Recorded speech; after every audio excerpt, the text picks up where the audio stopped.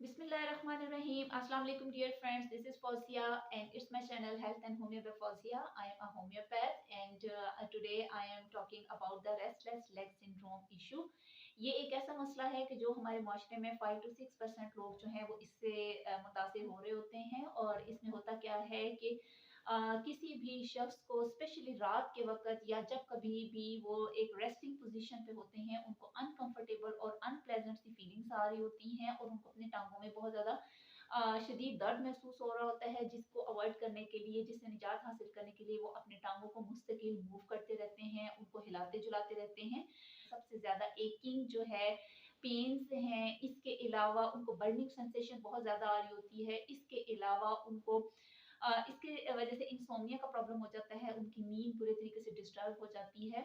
Numbness का एहसास बहुत ज़्यादा हो रहा होता है, क्राउलिंग सेंसेशन उनको टाँगों में भी हो रही होती है, इसके साथ-साथ उनको अपने पैरों में भी बहुत ज़्यादा क्राउलिंग सेंसेशन महसूस हो रही होती है, सुइयाँ चुभने का सा एहसास हो रहा होता है, जलन का सा एहसास हो रहा होता है।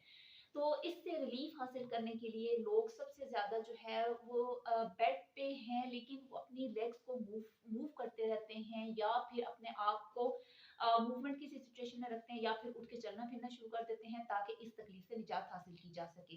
अब बात करते हैं कि कौन-कौन सी ऐसी कॉजेज़ हैं जिनकी वजह से ये प्रॉब्लम हो रहा होता है। मोस्ट इम्पोर्टेंट कॉज़ जो हमारे माशरे में सबसे ज़्यादा देखा जाता है और सबसे ज़्यादा ख़वातीन इसका शिकार होती हैं, वो अनीमिया है, यानी कि आयरन डेफिशिएंसी प्रॉब्लम की वजह से ये मसला कुछ ख़वातीन में specially as compare to the men ज़्यादा देखा जाता है।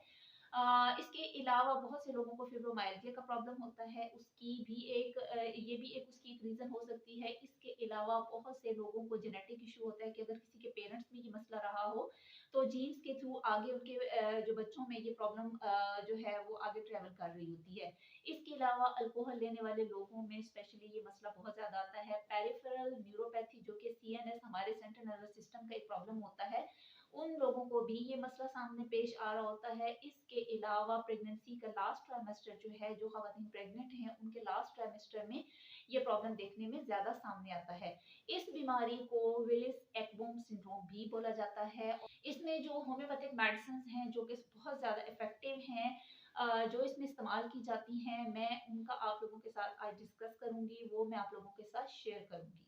अगर हम होम्योपैथिक मेडिसिन्स की बात करते हैं तो here we have following homeopathic medicines which are very effective for the restless leg syndromes. First of all I am going to talk about the zincum met and the tarentula hispanica. ये दो medicines के नाम हैं, दोनों को ही 30 की potency में हम इस्तेमाल करते हैं। अगर आप में इस किस्म की अलामत पाई जाती हैं कि आपको अनईजीनेस फील हो रही है और जर्किंग ऑफ द लेग्स हो रहा है, यानी कि आपको अपनी टाँगों में अगर झटके लगने का एहसास हो रहा है और आप अनकंफर्टेबल महसूस कर रहे हैं और कांस्टेंट मोशन ऑफ लेग्स अगर आपको महसूस होता है, तो आपने इन दोनों मेडिसिन्स का इस्तेमाल करना है। इनका कॉम्बिनेशन जो है वो इस प्रॉब्लम के लिए बहुत ज़्यादा बेस्ट है।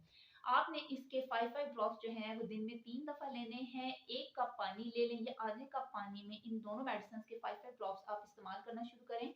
इंशाल्लाह आपको इससे बहुत जल्द आराम आएगा। The second medicine is medorrhinum. Medorrhinum को आप 200 की पोटेंसी में लेंगे और इसका जो मार्क सिम्पटम है, इसमें सबसे ज़्यादा 2 इम्पोर्टेंट इसके हम सिम्पटम्स देख रहे होते हैं, जो कि पेशेंट आपके पास अगर क्लिनिक में आता है, तो first of all you have to see these 2 symptoms for prescribing medorrhinum. तो इसमें जो फर्स्ट ऑफ ऑल सिम्पटम आप देखेंगे वो ये है कि इसका जो पेशेंट है वो आके आपके पास कंप्लेन करता है कि सारी रात उसको अपने पैरों में बहुत ज़्यादा बर्निंग का एहसास होता रहा है, बहुत ज़्यादा पैरों में जलन होती है। इसके अलावा इसका पेशेंट जो है वो ऑल नाइट लॉन्ग जो है उसको अपनी टाँगों में शदीद पेन्स आती रहती हैं और it is very difficult for him to keep the legs still. वो उसके लिए अपनी टाँगों को स्टिल रखना भी बहुत ज़्यादा मुश्किल हो जाता है। इस कदर शदीद इसमें पेन्स होती हैं और शदीद इसमें जलनदार दर्दें होती हैं। तो इसको आपने रात को सोते वक़्त इसके जो 5 ड्रॉप्स हैं मेड्राइनम 200 के, वो आपने ले लेने हैं। इंशाल्लाह इससे आपको इस प्रॉब्लम से निजात हासिल करने में काफ़ी ज़्यादा हेल्प होगी। At the last, I discussed argentum nitricum. Argentum nitricum will be taken in the 30th potency, and the most important symptom of this medicine is the patient is complaining about the heaviness of his legs, especially his calf muscles. वो अपनी पिंडलियों के सख्ती की आके आपसे शिकायत करेगा और उसको हैवीनेस इस तरह की फील हो रही होती है, like the log of the wood, जैसे कि उसकी टांगें लकड़ की तरह सख्त हो गई हों। अगर इस किस्म की सिम्टम आके अगर पेशेंट आपको बताता है या अगर आप खुद इस किस्म की किसी प्रॉब्लम का सामना कर रहे हैं तो you have to go for the argentum nitricum 30 और आप इसके 5 ड्रॉप्स जो हैं वो 3 टाइम्स अ डे लेंगे। हाफ कप जो है वो आपने ताज़ा पानी ले लेना है, उसमें आप 5 ड्रॉप्स इसके आप लें, इंशाल्लाह आपको इससे काफ़ी ज़्यादा अफाका होगा। तो ये तो थी मेरी आज की वीडियो जो कि मैंने रेस्टलेस लेग सिंड्रोम के ऊपर बनाई है। बहुत ही ज़्यादा मुख्तसर करने की कोशिश की है ताकि बहुत छोटी सी एक वीडियो बने। आई होप कि आपको मेरी वीडियो अच्छी लगी होगी। अगर अच्छी लगी हो तो लाइक कीजिएगा। जो लोग मेरे चैनल पे नए आए हैं काइंडली इसको सब्सक्राइब कर दीजिएगा। इंशाल्लाह एक नए टॉपिक के साथ, एक नई वीडियो के साथ आपसे दोबारा मुलाकात होगी। आप सबको मेरी तरफ से रमज़ान बहुत बहुत मुबारक हो और अपनी दुआओं में मुझे भी याद रखिएगा। अल्लाह हाफ़िज़।